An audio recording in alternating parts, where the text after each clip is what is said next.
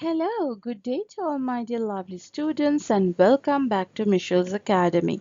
Today in this video, I would like to talk about birds. Birds. So let's begin the lesson. Like, subscribe, share and hit the bell icon. Okay, let's see who are the birds. Who are these birds? Let's talk about some facts about birds. There are many groups of animals that we know. Birds are in one group called a class. All birds share some traits. So we know birds have feathers instead of hair or fur. They are the only animal group that has feathers as their body covering. The bird's body is covering with those feathers. Birds have beak or bill instead of teeth. Instead of biting and chewing their food, they tear off pieces with the beak or talons. We know some like eagles, talons mean the clawed feet. They are tearing off the foot to pieces with their clawed feet and swallow it whole. And they are swallowing it. The food is stored in the crop to slow digestion, then passed into the stomach to mix with digestive juices. From there, it passes into a muscular gizzard that grinds it down for digestion. Birds have wings instead of front feet or arms. Many have large, well-developed chest muscle for flight, which means to fly. They also have hollow bones to make their skeleton lighter. So if they make their skeleton lighter only, they can fly. They can fly high. That's why they have a muscular chest for flight and they have very hollow bones to make their skeleton lighter. Birds are warm-blooded. Birds do not have live young like mammals, but they lay eggs. Most birds build some kind of nest and take care of their young, which means their children.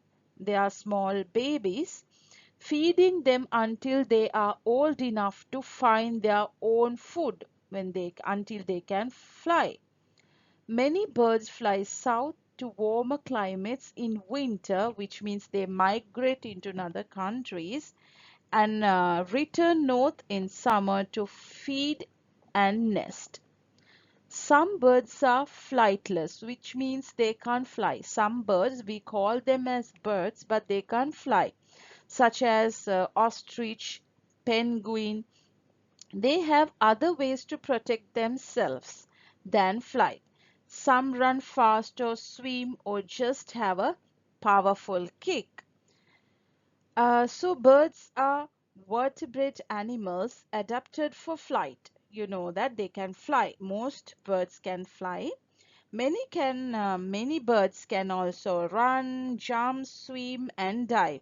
Some, like penguins, have lost their ability to fly but retain their wings. Birds are found worldwide and in all habitats. Let's talk more about birds. If we talk about their looks, some birds are named after their appearance. Let's take the bluebird for example. It gets its name because it has beautiful blue feathers. That's why we call it bluebird. If we take the bird robin, the robin is named after its orange red breast. Let's talk about behavior. Other birds are named after what they do. If we talk about the bird chickadee, for instance, the chickadee is named because it makes a cheerful sound like chickadee sound. That's why we call that name to that bird. On the other hand, the cuckoo, we know cuckoo is named because it tricks other birds by laying eggs in their nests. Let's talk about environment now. Birds like ostrich are named after the places they come from. The ostrich is found in Africa, so it's named after that continent. Penguins.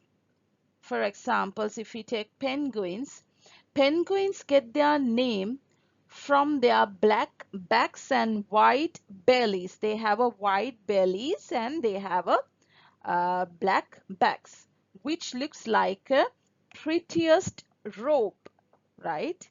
Let's talk about mythology now.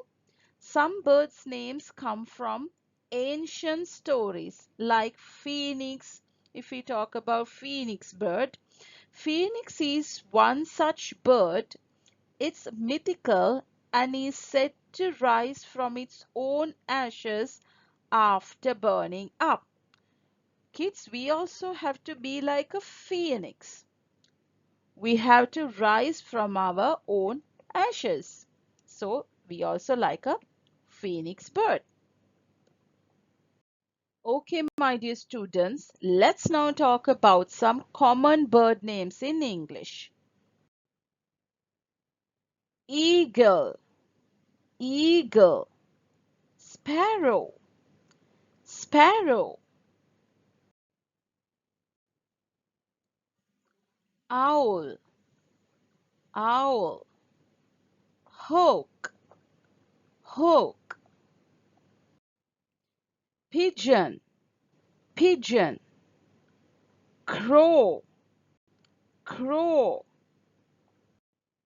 parrot, parrot, robin, robin,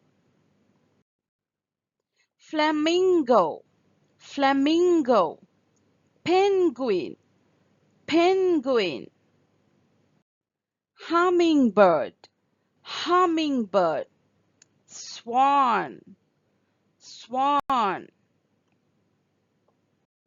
woodpecker, woodpecker, peacock, peacock, toucan, toucan, seagull, seagull, canary, canary, finch, finch, falcon, falcon, pelican, pelican, stork, stork, dove, dove, raven, raven, hen, hen, heron, heron, kingfisher, kingfisher, ostrich, ostrich, vulture, vulture, hornbill, hornbill, crane, crane, cockatoo, cockatoo, turkey, turkey, pheasant, pheasant, sandpiper, sandpiper, budgerigar, budgerigar, spoonbill, spoonbill, fowl, fowl, lovebirds, lovebirds, seven sisters, seven sisters, bluebird, bluebird, duck, duck, goose, goose, myna, myna, macaw, macaw,